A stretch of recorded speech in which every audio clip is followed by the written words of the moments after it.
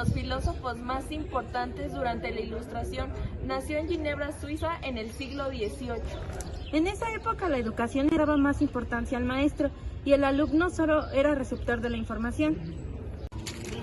Una de las obras más importantes de Rousseau fue la del Contrato Social, el cual buscaba la libertad e igualdad entre los hombres. También este documento nos brinda información de por qué la educación se sustenta en el Estado.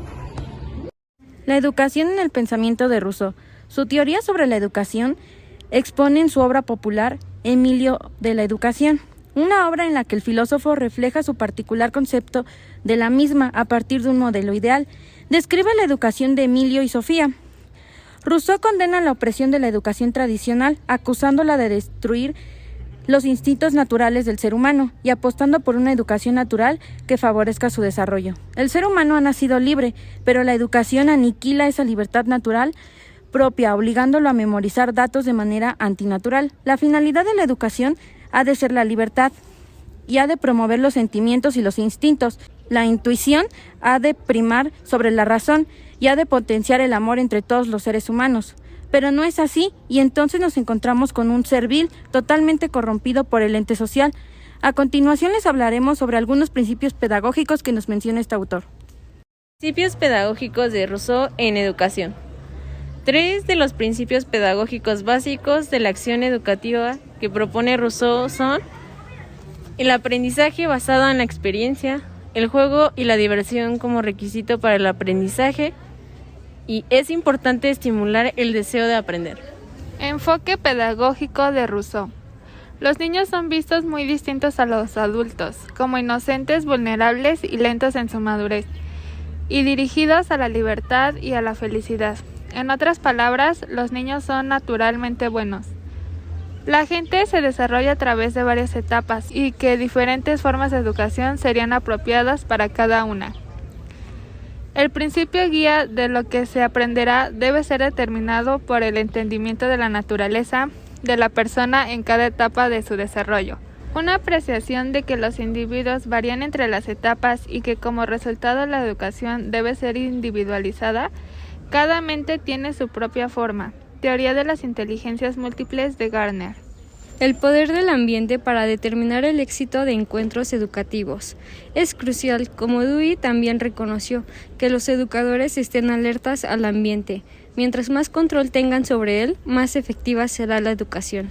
La importancia de desarrollar ideas por sí mismo, hacer que el mundo tenga sentido de forma personal y propia. Emile fue alentado a llegar a sus propias conclusiones a partir de su propia experiencia. Es lo que se conoce hoy día como aprendizaje por descubrimiento, teoría del constructivismo. Hábitos. Se trata de elegir entre formar a un hombre o a un ciudadano, o bien de elegir formarse para ser uno mismo y a la vez hombre y ciudadano. Elección imposible, según el autor, si se da en una relación de oposición entre naturaleza e instituciones sociales, como de hecho se presenta. La edad de la razón, entre los 6 y 12 años. La educación en la edad de la razón implica formar el libre albedrío del niño, dado que él quiera hacer su voluntad. Educar al niño para la libertad y para que proceda por acciones mediante estrategias que estorben o limiten los efectos de sus mismas acciones, nunca a través de castigos, de prohibiciones, de preceptos y de excesos de rigor.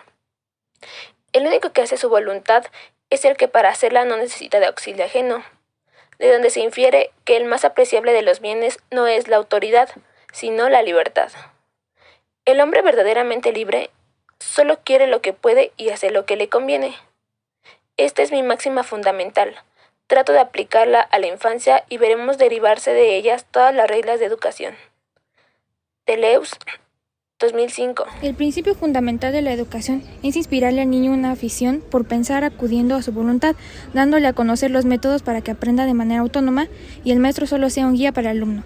De acuerdo con este autor, la buena educación señala cada año los progresos que hace el niño, y esos progresos se comparan con los que el mismo niño logra el año siguiente.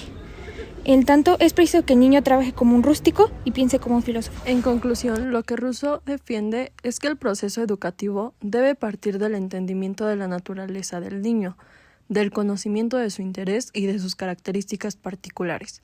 El niño aprende fundamentalmente por medio de las sensaciones que el mundo exterior le proporciona, es decir, por las experiencias. La interacción con el medio físico mediante el juego es la principal modo de adquirir conocimiento y gracias a ello el niño es capaz de diferenciar entre el yo y el mundo que lo rodea.